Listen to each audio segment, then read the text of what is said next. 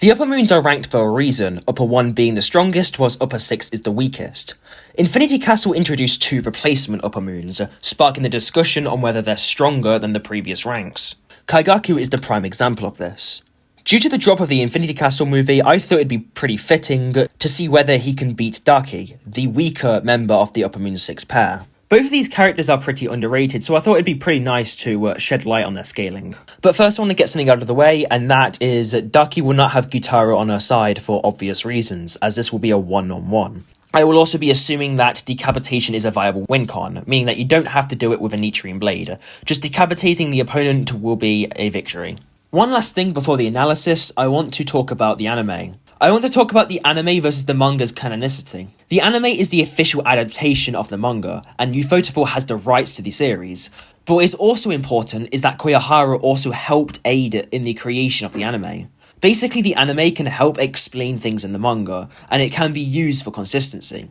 Of course though, the manga takes priority, so I will be using the anime but only to explain scenes and to show consistency. It won't be a deciding factor.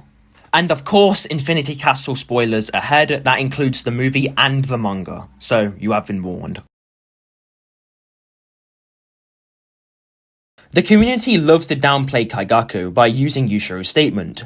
He basically says that Kaigaku hadn't mastered his techniques and for some reason people think that this means that Kaigaku isn't upper 6 level and is a lower rank in terms of power.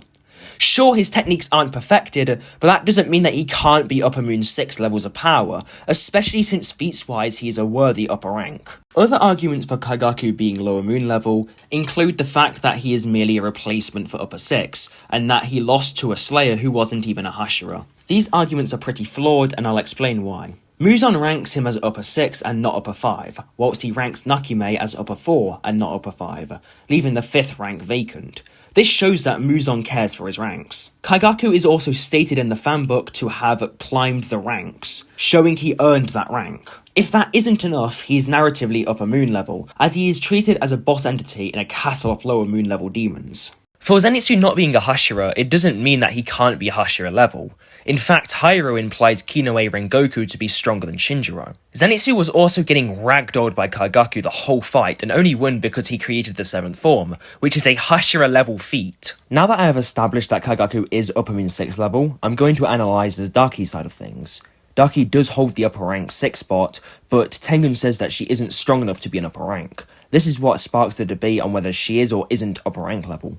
Now, this is a direct statement for her not being upper moon level, but people seem to think that her feats make her upper moon 6 level. I'll go more into her feats later, but now I'll leave this part without its conclusion.